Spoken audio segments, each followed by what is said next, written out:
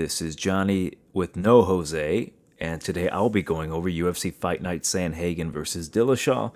Jose is under the weather at this time. He's not feeling too hot, but he gave me his pick, so I'll be going over the entire fight card, giving you my thoughts and predictions, giving you some of his insight, and we'll begin with a short notice fight, Trevin Jones versus Aaron Phillips. Interesting bout, being that it's short notice. Aaron Phillips is filling in. Currently, the odds have it at minus 275 for Trevin Jones. The comeback on Phillips is plus 210. I'm expecting these to skyrocket in the favor of Trevin Jones, just because we've seen what he can do. Currently, he should be on a 4-fight win streak, but because of that what would you call it, a no contest, due to him testing positive for weed, that knockout of Timur Valiev was X'd out. So he's currently on a 1-fight win streak, which was a devastating knockout of Mario Bautista. Aaron Phillips, he is on a losing streak currently. 1-fight losing streak, lost to Jack Shore via rear naked choke about 11 months ago. And not really much I can say about this one. Trevin Jones, I think he is more skilled than I initially led on to believe. He was getting decimated by Timur Valiev, and I use that as, a way to discredit the guy. Like, hey, he's going to come in here against Mario Bautista and just get outworked, and he essentially proved me wrong. I think this guy is very skilled. I did not see that off the bat, and I think he's going to run through Aaron Phillips. On short notice, to be honest, after doing a lot of research on Aaron Phillips, his stints in the UFC have been very unimpressive. It almost looks like he could be a bit of a can crusher when he goes outside of the UFC, goes on a pretty lengthy win streak, comes back into the UFC and fights top-level competition, and it just doesn't really go well for him. He doesn't have the best takedown defense. He does have some power, but it doesn't seem to translate well when he's fighting higher-level competition. He has a black belt in, I think it's Taekwondo, but again, I don't think he's UFC caliber. As for Trevin Jones, he has ridiculous power, and on top of that, we haven't even seen his jiu-jitsu yet. He is a jiu-jitsu black belt, and he's training, if I recall correctly, he's training at Extreme Couture, so I'm going to go with the favorite, Trevin Jones, to win this one. I think he gets a second-round knockout. I think he might even try to demonstrate that ground skill, because we've seen the deficiency of Aaron Phillips on the ground, so if he wants to show off that submission, attack, that's a way to go. Jose has Trevin Jones by decision. The next bout would be one at 115 pounds. We have Diana Belbita versus Hannah Goldy. And currently the odds have this one at minus 200 for Goldy. The comeback on Diana Belbita plus 160. Jose has Hannah Goldy to win by decision. And it's hard to really disagree with him, but I'll make a case. After doing some research on these two ladies, I have come to the realization that Hannah Goldy has an OnlyFans, which I'm like, interesting. You go on to the Instagram and you see that link tree, and I'm just like, oh, does she have it? And there it is. Oddly enough, Diana Belbita, as I checked, does not have an OnlyFans, so that's a plus in Hannah Goldy's favor.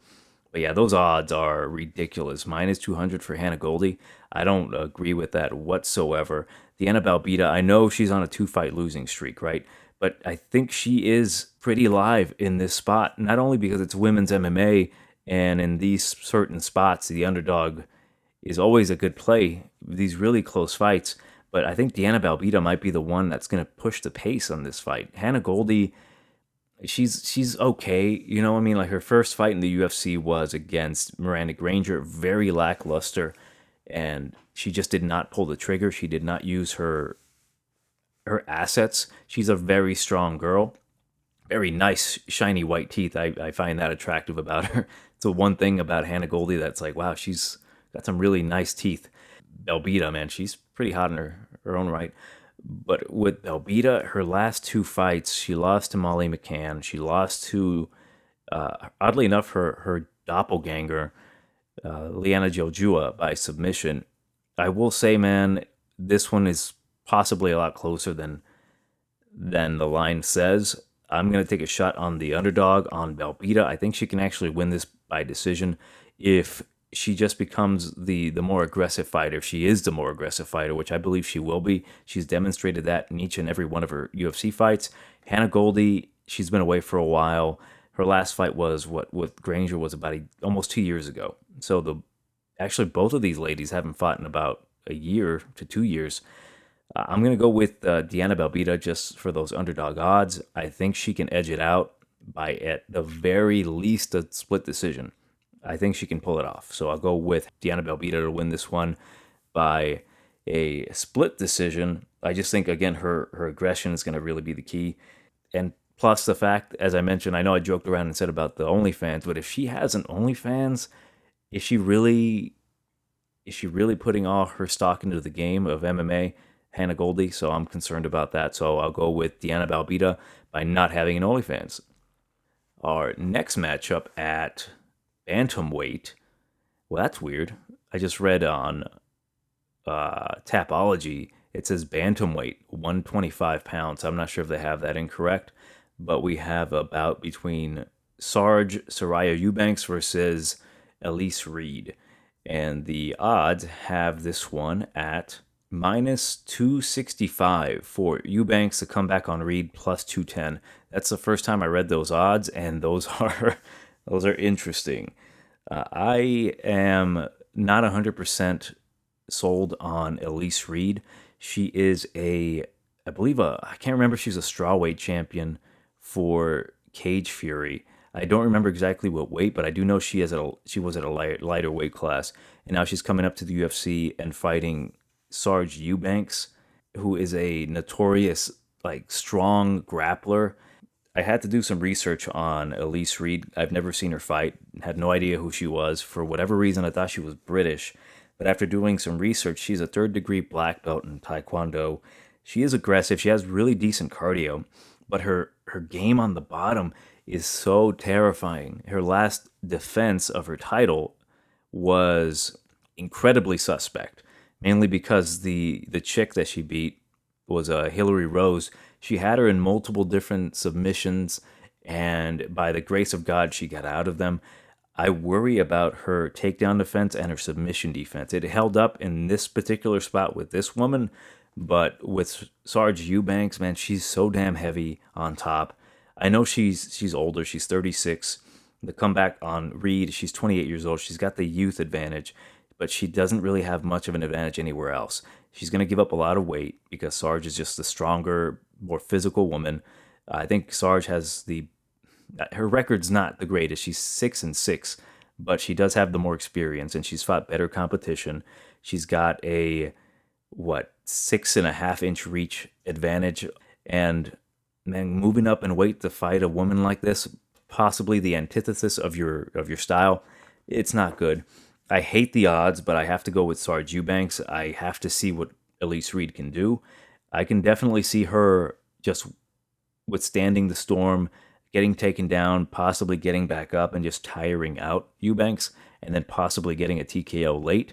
But I got to go with Sarge Eubanks to win this one by decision. If she paces herself, I really don't see a lot of resistance coming back from Elise Reed. Jose also has Sarge by decision, so we're in agreement there. The next matchup at heavyweight, we've got a bout between Shamil Abdurakhimov versus Chris Daukus. The odds are, let's find those babies, minus 200 for Daukus to come back on Shamil, plus 160. I'm not going to spend too much time on this. I don't even have to read Jose's message here, but he's got Daukus by knockout. I also have Daukus by knockout. Shamil is a dangerous guy, though. He is primarily a grappler, very, very strong right hand, so he can put out Chris Daukus.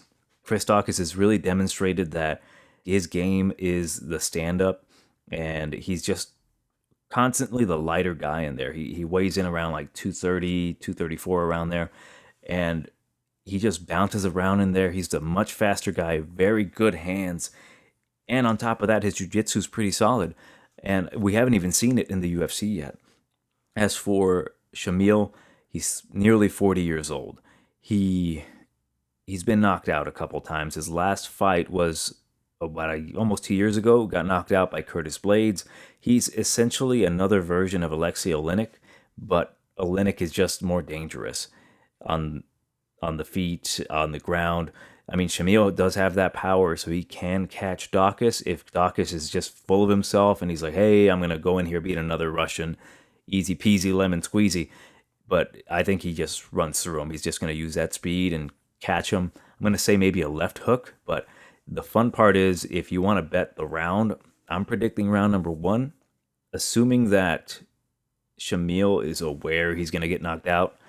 He's going to try for that takedown immediately. I think he might be able to possibly get one, but I foresee Chris Daukus getting back up and then just landing something vicious and putting him down and finishing it up with ground and pound. So I'm going to go with round number 1 knockout for Chris Daukus. The next matchup at middleweight, we've got awesome bout between Punahele Soriano and Brendan All-In Allen. The odds are near even. We have it minus 115 for Punahele, and Brendan Allen comes back minus 105. Fascinating bout because I'm very high on Punahele Soriano. Maybe not because of his fighting skill, but because I really like that name, Punahele Soriano. That name kicks ass. And on top of that, that dude has some lats on him. Like, I'm always impressed when he poses. I'm like, Jesus Christ, this guy's a freaking beast. Plus, he seems like a really nice guy. Brendan Allen, he's another guy that I was almost hopping on the train. I was like, hey, this guy's pretty damn good. Like, I keep underestimating this guy. And then the one time I'm like, he's going to beat this so-and-so. He's going to beat Sean Strickland. He gets destroyed by Sean Strickland. And I'm not sold on him yet. Like, I know he's improving. His last fight against Carl Roberson, he improved tremendously. Carl Roberson, not to take anything away from Brendan Allen, but Carl Roberson kind of gave him that submission. He got him in, what was it, a knee bar? Was it a heel hook? Heel hook. Yeah, and I'm like, what are you doing, Carl? Like, he was so anxious to prove himself on the ground that he's like, he basically shot himself in the foot. But for Punahele, man, this guy is so strong. Excellent wrestling, very strong, powerful guy. And I think he has the type of power that can really prevent Brendan Allen from really getting off on any takedowns or taking it to the ground. I can actually see Punahele knocking out Brendan Allen, or at the very least, just preventing any takedowns and winning a decision. I'm very high on Punahele Soriano. Frankly, I do think that Brendan Allen overall is the more skilled guy at this point on the ground. His stand-up is improving well enough, but man, that power and the ability to keep people on the feet and then just maintain top pressure will be, I think, the difference maker in this fight. So I'm going with Punahele Soriano to win this one by a second round TKO. Jose has this fight going to Brendan Allen, second round submission, so we're split there.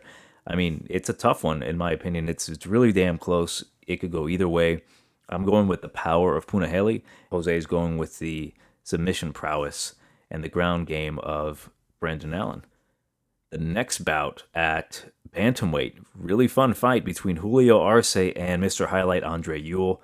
The odds are currently in the favor of Julio Arce minus 200. The comeback on Andre Ewell plus 170. Understandable. I think Julio Arce is more of a complete fighter. He's been training at Tiger Schulman's for a long time. Andre Ewell, he tends to alternate with wins and losses. He wins certain fights that he shouldn't win, if that makes any sense, if you know what I'm saying. Like, he beat Jonathan Martinez somehow via judge assistance, but it is what it is. He should currently be on he's on a 1 fight losing streak. Lost to Chris Gutierrez. I thought he was doing pretty well against Chris, and then Chris eventually found the leg kicks, really slowed down Andre Ewell.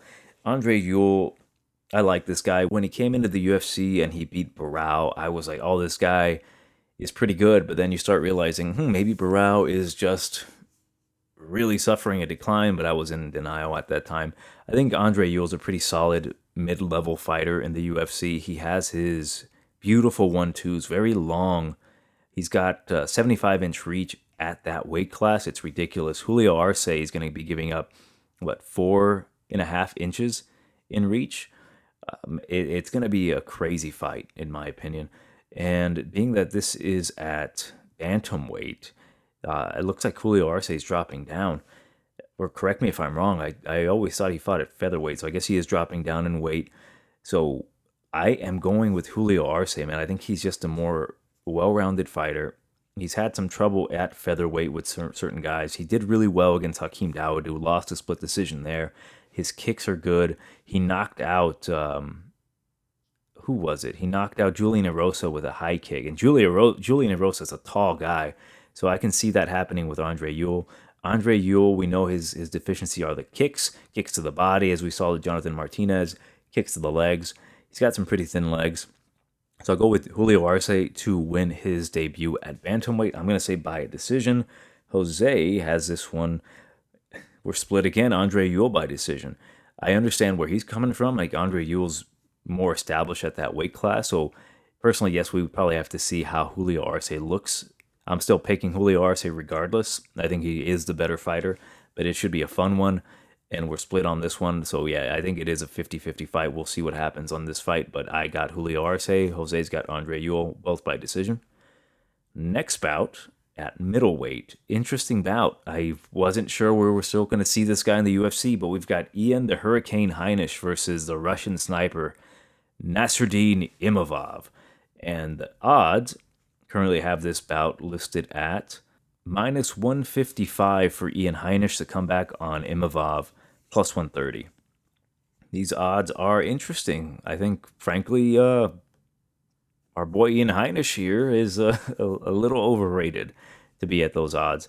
I understand why, because he is a wrestler, and that seems to be the issue with Imavov. Like, he's fighting these strong wrestlers, like he just recently fought Phil Haas, kept him down, but Phil Haas is just a much better fighter than Ian Heinisch.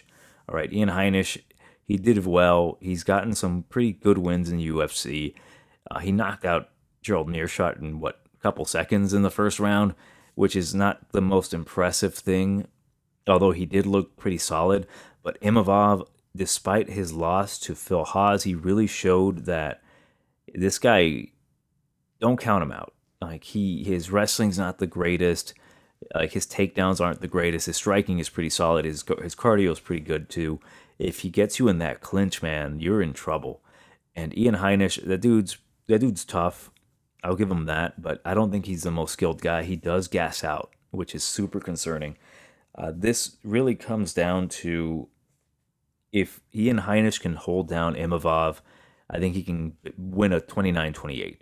That is, if he doesn't get gassed out in the third and he doesn't get finished by Imavov, because Imavov will put it on you, as we saw with that fight with Phil Haas. I think he's just a superior fighter. Imavov is. At this point, he's the younger guy. He's 25 compared to 32 for Ian Heinisch. I honestly think Ian Heinisch does need to win this fight to be kept in the UFC. We just saw the Wolverine get kicked out of the UFC, which was crazy. I didn't expect that to happen, so why would they keep Ian Heinisch? So Nasruddin, if he loses this one, I don't think they'll get rid of him. I think he's an exciting enough fighter to really keep around. I'm not sure why everyone's so high on Ian Heinisch in this spot. I will take a shot on Nasruddin Imavov to win this one. I will say by a decision. It should be a close one. I think Ian Heinisch, again, if you attack the body, you gas him out, he's kind of defenseless out there. And a guy like Nasruddin Imavov, who is 6'3" compared to the 5'11" of Ian Heinisch, with a 3.5-inch reach advantage, I think he's going to be able to stay on the outside and just pick apart Ian Heinisch. And if Ian Heinisch is currently training his striking because he's fallen in love with that right hand, I think it's going to be a long night for Ian Heinisch. So I've got him to win. I got Imavov to win by a decision. Jose has this one listed at Nasruddin to win by a second round TKO. So we're on the same page here. I think it's a possibility that TKO prop hits. I might just go straight with Nasruddin with those plus odds. Next up at bantamweight, we've got Dr. Pepper versus Reese's Pieces here. Adrian Yanez versus Randy Costa. Hell of a fight, man. I am looking forward to this one. These two guys have been going viciously back and forth on Twitter, talking shit about which one's better, Reese's Pieces or Dr. Pepper. which is one of the, in all honesty, the lamest Twitter feuds ever. These guys are like chumming it up on there, which is nice to see. In all honesty, it's nice to see two guys just being friendly. But Dr. Pepper's better than Reese's Pieces. I'm like, all right. Or was it Reese's Peanut Butter Cups? Whatever. But we've got Adrian Dr. Pepper Yanez coming in here on a 2-fight win streak in the UFC. Same goes for Reese's Peanut Butter Cup Randy Costa. He's on a 2-fight knockout streak. So these two guys have been going at it on Twitter. They've been wanting to fight. They seem to have a nice rapport. They seem very friendly towards each other. And it's going to be a hell of a fight.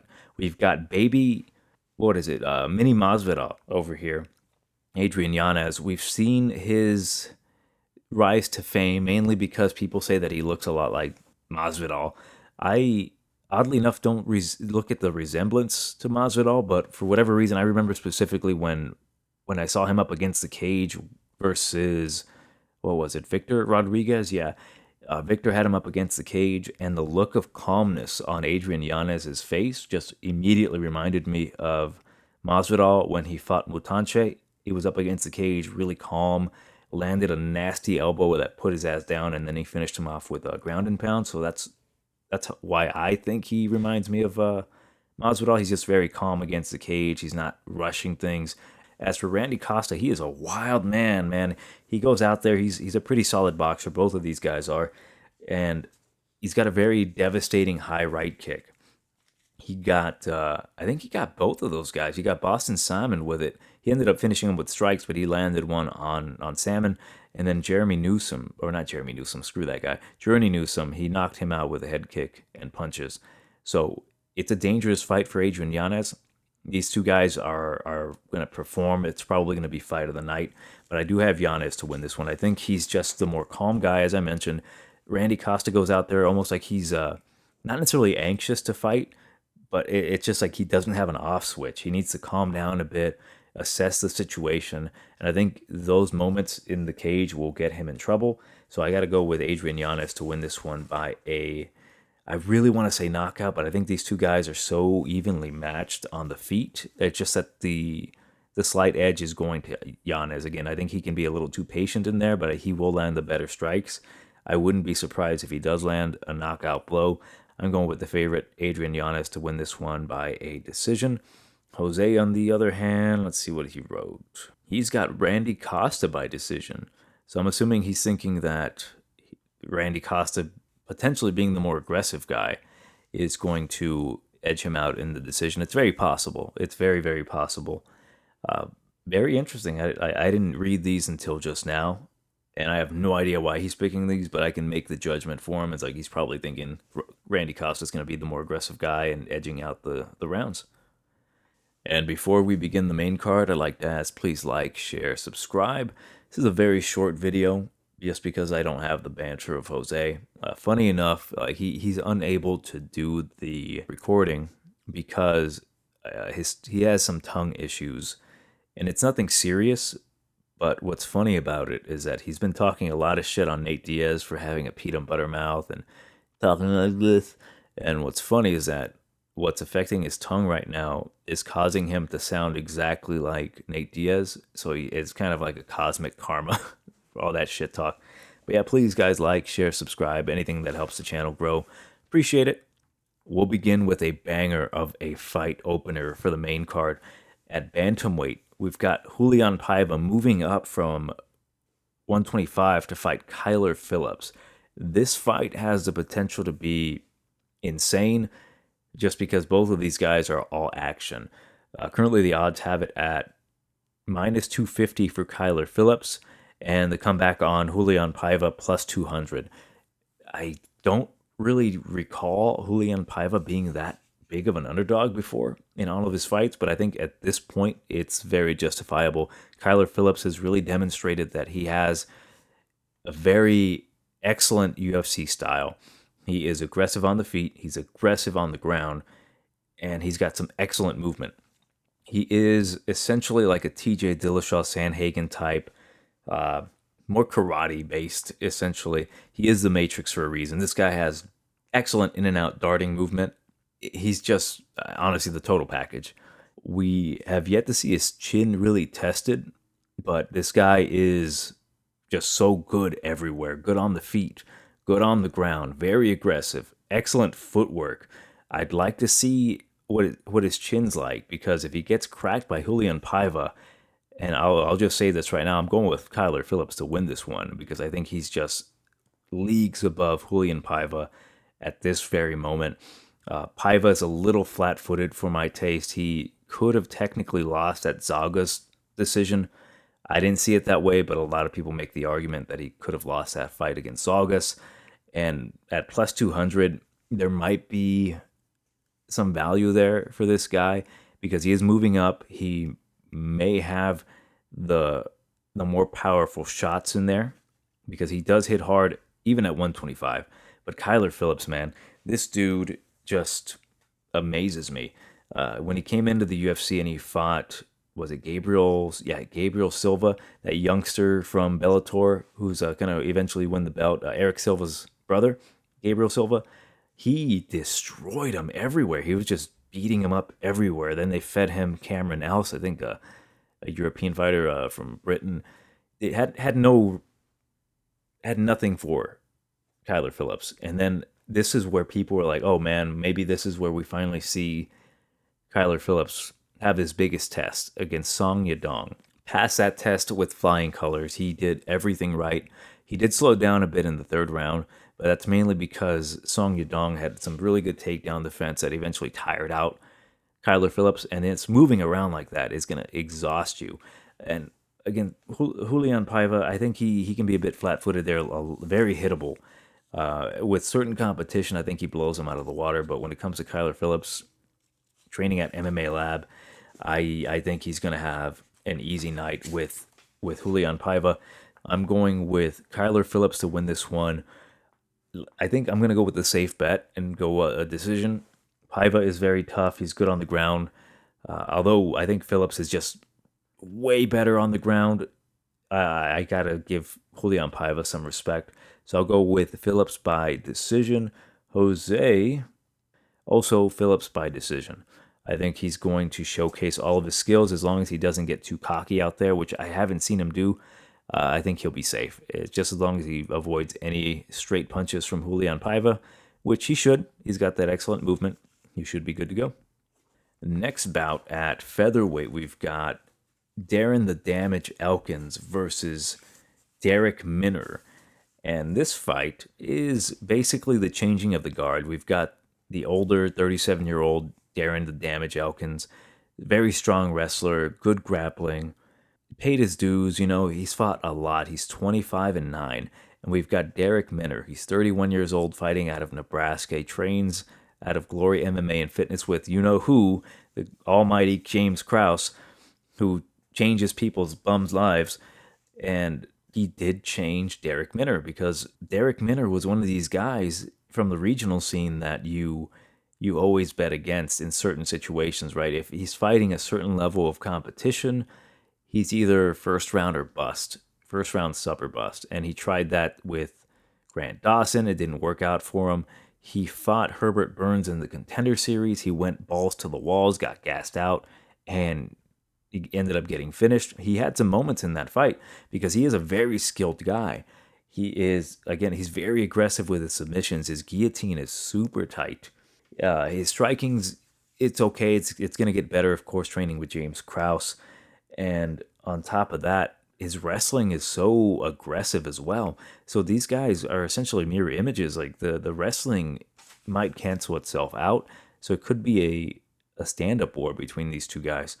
But Darren Elkins has, no pun intended, taken too much damage over these last few fights. His last fight was a win against Eduardo Garagori, that is, and he took a lot of damage there as well. He eventually did get the submission win, but name a fight where Darren Elkins hasn't bled, and he's had so much scar tissue that any little slight touch from Derek Minner can cause a cut. If I forgot to mention the odds are currently minus 155 for Derek Minner to come back on Elkins plus 120. I think those odds are pretty solid for Derek Minner to win this one by decision. I don't foresee him submitting Darren Elkins, I don't see him potentially TKOing him if it's not by doctor stoppage via cut.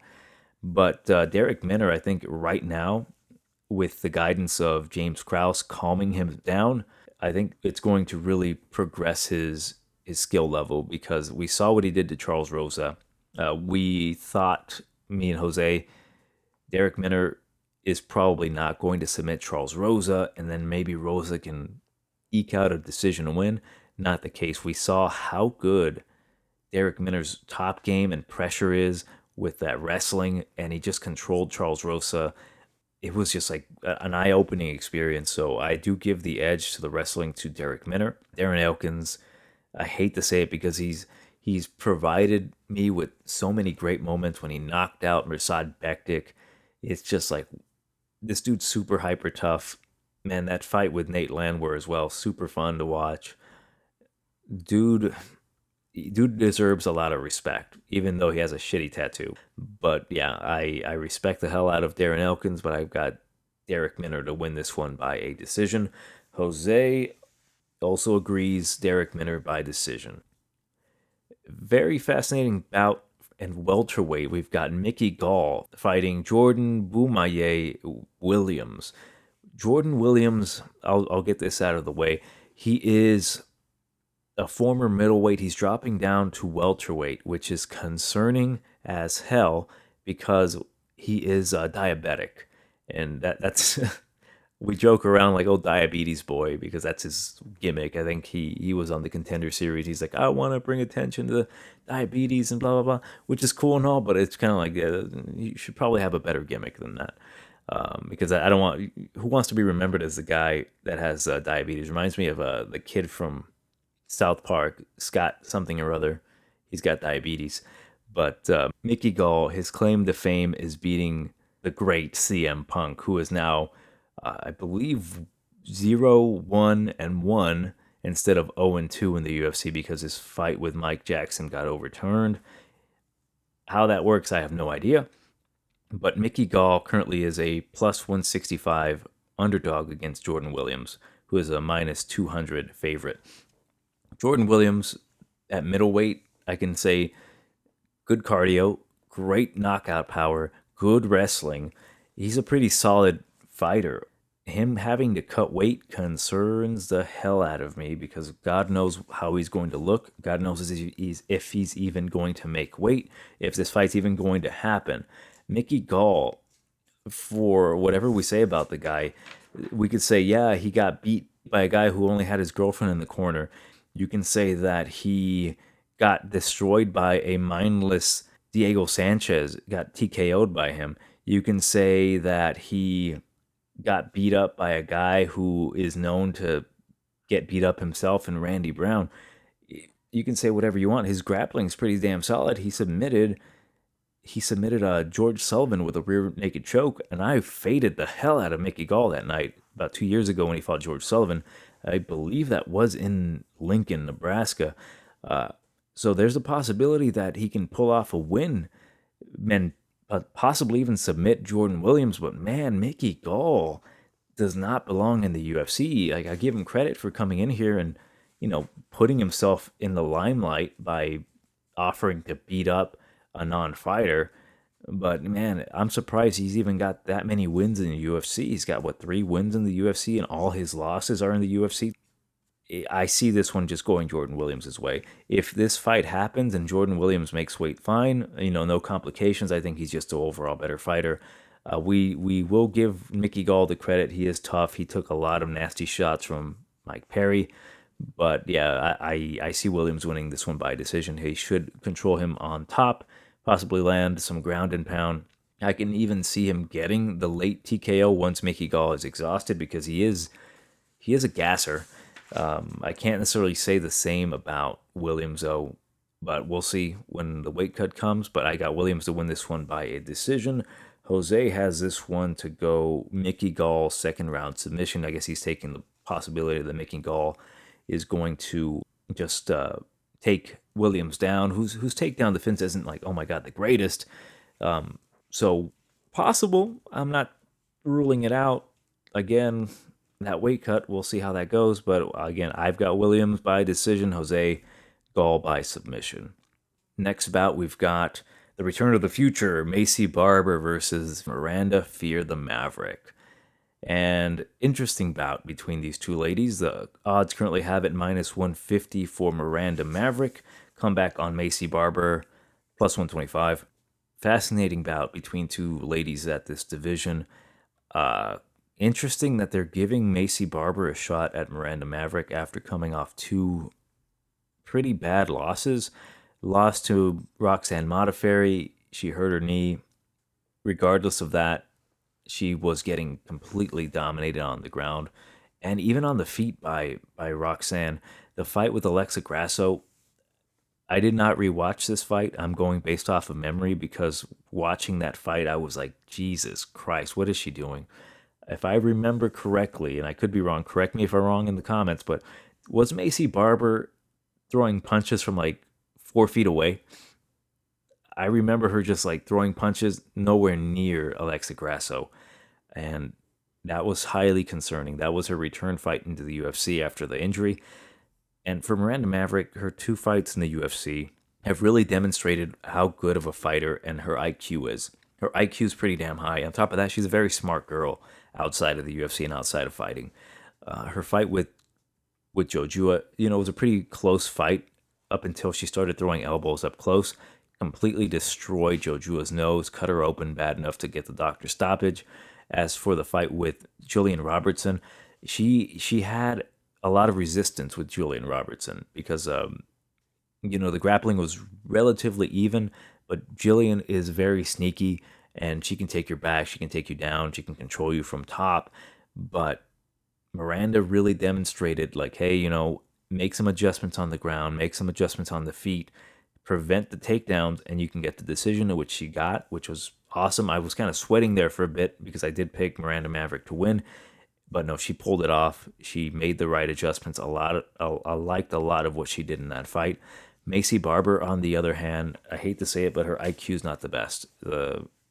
I can't really comment for her actual IQ, but her fight IQ is pretty poor, in my opinion. I'll give her some credit that when she is losing a fight, she will go after you and she'll try to knock you out. But it does seem to be knockout or bust for Macy Barber. If she's not fighting scrubs that she can dominate and cruise out to a decision or even bully into a knockout, it's really, really hard for me to pick her. I really thought she could beat Alexa Grasso because Alexa Grasso is known for making really dumb mistakes. And it was actually Macy Barber who was the one pulling off the dumb boneheaded moves in there, like punching from far away, just not being able to land anything clean because the movement from Alexa Grasso was too good. And man, all Miranda Maverick has to do is imitate that. Not even to a 10 out of 10 performance, just maybe even a 5 out of 10. Just move your feet around, move your head. And I think Macy Barber will be punching air. I'm going to go with Miranda Maverick to win this one by a decision. It's not to say Macy Barber can't win this one at all. I think it could be a bit closer. The odds do signify that it is a relatively close fight. But Macy Barber has to land a knockout punch because I don't see her out-grappling Miranda Maverick. I don't see her out-pointing Miranda Maverick. I even see Miranda just going for the takedown, controlling her there, gassing her out a bit, and then just cruising to a decision. So I've got Miranda Maverick to win this one by a decision. Jose has Miranda as well for a decision, so we're in agreement there. Our next bout, and for whatever hell of a reason, it's our co-main event, Aspen Ladd versus Macy Chaisson. Currently, the odds have it minus 170 for Aspen Ladd. The comeback on Macy Chaisson is plus 140. This one is interesting because Aspen Ladd cuts a ton of weight, and Macy Chaisson is a huge girl. Frankly, I won't spend too much time on this one. I think Aspen Ladd's just the overall 100% better fighter. Macy Chaisson has some of the better attributes because she's a taller girl. She's 5'11 compared to 5'6. She's got a 72-inch reach compared to 66-inch reach for Aspen Ladd, but I really think she's a front runner. From what I've seen, yes, she can get a decision win, but it's very ugly, and it's very, very, very, very concerning, especially if you're taking a chance on the bigger girl at plus 140. These two girls have very similar records, 7-1 for Chaisson, 9-1 for Aspen Ladd. The difference is Aspen Ladd has been beating top-level girls, and the one step up in competition that Macy Chaisson had was against Lena Landsberg, and she got decision there. She had no idea how to handle that clinch. And then on comeback, Aspen Ladd TKO'd Lena Landsberg. Macy Chaisson typically goes for the ground and pound. I don't think she's going to be able to outpower Aspen Ladd. Frankly, I think Aspen might be the stronger girl. She's a very thick girl. But Chaisson is a bigger girl, but I still think the power advantage goes to Aspen. She's just a tougher girl. I think she's more technical. She's got a better ground game. And yeah, man, Chaisson has been fighting essentially cans. I hate to say it. Her last win was against Marion Renault. I'm filming this the day of Makhachev versus Moises, and we saw what Miesha Tate did to her, and she's been gone for 4 years. So I got to go with Aspen Ladd to win this one by a decision, possibly even a TKO. Yeah, man, I fell off of the Chaisson train after that Shayna Young fight. I was like, what the hell's going on? Shayna Young's actually winning on short notice rounds against Macy Chaisson. I'm like, no. This girl's not. She's not improving. So I'll go with Aspen Ladd to win this one just by being the more technical grappler. So Aspen Ladd by decision. Jose also has Aspen Ladd by decision. In our main event, we've got the return of TJ Dillashaw, Killashaw, Dollar Billashaw versus Cory the Sandman Sandhagan. Currently, the odds have it minus 175 for Sandhagen. The comeback on Dillashaw plus 145. We have our former bantamweight champion in Dillashaw coming back from a 2-year EPO suspension. That last fight was against Henry Cejudo, which we all know how that went. Henry Cejudo beat the crap out of TJ Dillashaw. TJ was crying and bitching and moaning about how they didn't give him a chance to recover. And it turns out he had EPO in the system, so he is, suspended. Essentially, this match is a mirror matchup. These two guys trained together back in the day. Cory Sandhagan was essentially a prototype of a new style of TJ Dillashaw, a lankier, taller guy. And here he is. They're fighting each other. It's an awesome bout because one could build a specific narrative as to who the better fighter is. Is it Dillashaw, the guy who's actually a UFC former champion, won the belt twice, despite what happened with the suspension? You can't really deny his skills, man. His ability to move, his kicking game, his punching game, his grappling, his cardio.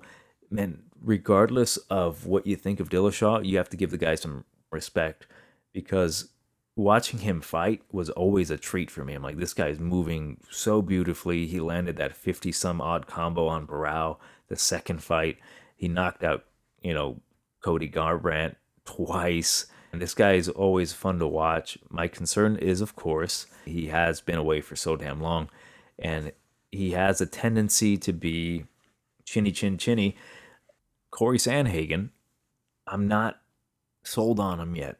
I know that sounds crazy to say because he's been getting progressively better since his last loss to Aljamain Sterling, but I can't shake that out of my head, man. That easy takedown into the submission where he got choked out unconscious, it's super concerning. And on top of that, he has been fighting guys that are definitely in their decline. Marlon Moraes, when that matchup was announced, it's like, oh shit, that's a really good matchup. One of these guys can get back on track. Marlon Moraes was coming off of a win against Jose Aldo, which many people thought he lost, but prior to that, he got knocked out by Henry Cejudo. So it was like, we'll see if Cory Sandhagan can get back on track by beating, I guess, more or less the next in line for the belt. And he beat him in style. He did the spinning wheel kick and knocked him out. But I'm concerned because of what we've seen Marlon Moraes become as of now. He's been getting destroyed by Rob Font by punches, and he's not the same fighter anymore. Same thing with Frankie Edgar. Frankie Edgar has been getting knocked out left and right. But yeah, Frankie Edgar has not been the same. He's been getting knocked out a lot. He's nearing 40 at this time.